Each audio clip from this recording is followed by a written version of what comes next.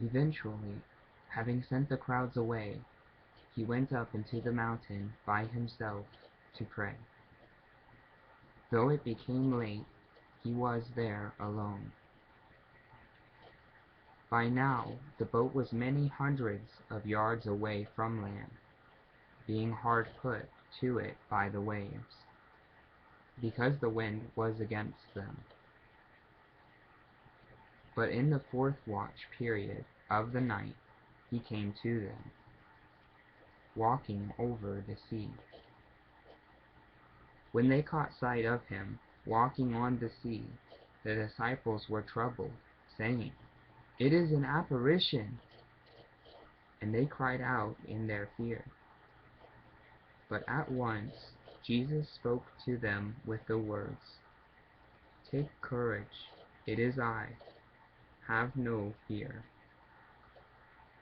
In reply Peter said to him, "Lord, if it is you, command me to come to you over the waters." He said, "Come."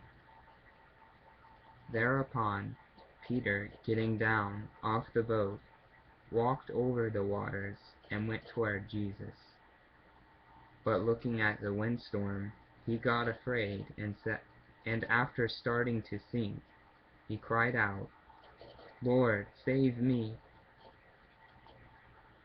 Immediately stretching out his hand, Jesus caught hold of him and said to him, "You with little faith, why did you give way to doubt?" And after they got up into the boat, the windstorm abated. Then those in the boat did obeisance to him, saying, "You are really God's Son." And they got across and came to land in Gennesaret. Upon recognizing him, the men of that place sent forth into all the surrounding country, and people brought him all those who were ill. And they went entreating him that they might just touch the fringe of his outer garment, and all those who touched it were made completely well. Then there came to Jesus from Jerusalem Pharisees and scribes, saying, "Why is it your disciples overstep the tradition of the men of former times? For example, they do not wash their hands when about to eat a meal." In reply, he said to them, "Why is it you also overstep the commandment of God because of your tradition?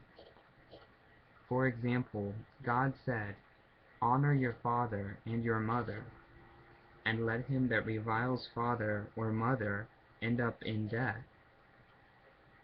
But you say, 'Whoever says to his father or mother, "Whatever I have by which you might get benefit from me is a gift dedicated to God," he must not honor his father at all.'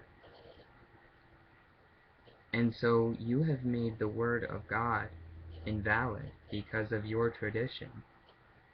You hypocrites, Isaiah aptly prophesied about you when he said, 'This people honor me with their lips, yet their heart is far removed from me. It is in vain that they keep worshiping me, because they teach commands of men as doctrine.'" With that he called the crowds near and said to them, "Listen, and get the sense of it. Not what enters into his mouth, not what enters into his mouth defiles a man, but it is what proceeds out of his mouth that defiles a man."